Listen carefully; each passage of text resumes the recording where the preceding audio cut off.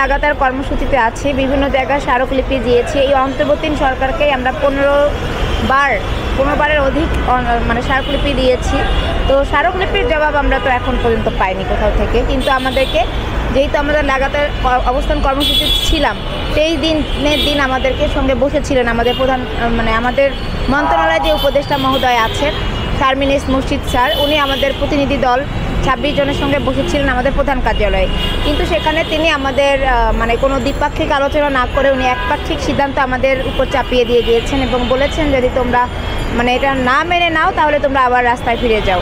এই কথার ভিত্তিতে আমরা যেহেতু আমাদের যে 2 দফা দাবি ছিল, মানে আমাদেরকে প্রথম দফা দাবি যেটা ছিল যে আমাদের প্রকল্পের মেয়াদ শেষে, যে ডিবিপিতে উল্লেখ ছিল আমাদের প্রকল্পের মেয়াদ শেষে আমাদের জনবলকে রাজস্ব খাতে স্থানান্তর করা হবে, সেই দাবিতে আমাদের প্রথম দাবি যে আমাদের কর্মরত যে জনবল আছে আমাদের সেই জনবলকে যেন রাজস্ব খাতে স্থানান্তর করা হয়।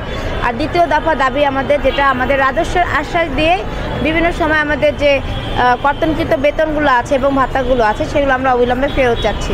তো এই 2 দাবি তারা মেনে নেয়নি। ওনারা বলেছেন তোমাদের জন্য 1 বছর হয়তো বা আমরা সময় বৃদ্ধি করতে পারবো, কিন্তু এটার কোনো লিখিত আমরা দিতে পারবো না, তোমরা এটা মেনে নিয়ে ফিরে যাও, মানে কর্মস্থলে ফিরে যাও।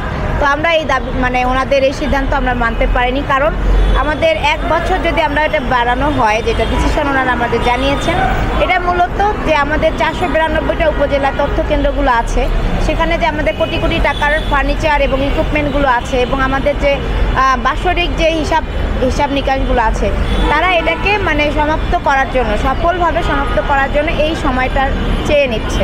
এটা আমাদের জনবলের জন্য কোনো সময় না, এটা তাদের নিজস্ব কার্যবলী সমাপ্ত করার জন্য একটা সময়।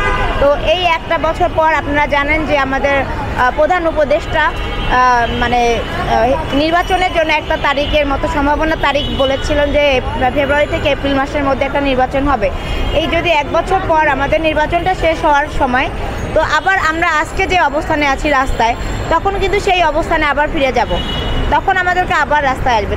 তখন কিন্তু এই যে এখন যে সরকার বলছেন যে আমরা একটা সরকারে বসতেই পারিনি, তোমরা আমাদেরকে বিতর্কিত করার জন্য চলে আসছো রাস্তায়, তখন কিন্তু সেম ওই যে সরকার আসবেন, সেম কথাটা আমাদের তখন বলবেন যে আমরা এখনো বসতেই পারলাম না, তোমরা আবার রাস্তায় চলে আসছো। তখন আমরা কোথায় যাব? আমরা কি বারবার রাস্তায় আসবো? আমরা এই অনিশ্চয়তার জীবনটা চাচ্ছি না। আমরা গত বছরও ফিরে গিয়েছিলাম তাদের মৌখিক আশ্বাসে, তারা বলেছিল আমাদেরকে যে পথ সৃজন করে চিঠি দিবে মানে 6 মাসের মধ্যে, অথচ জানুয়ারি মাসে 2025 জানুয়ারিতে ওনারা আমাদের অফিস বন্ধের চিঠি দিয়েছেন।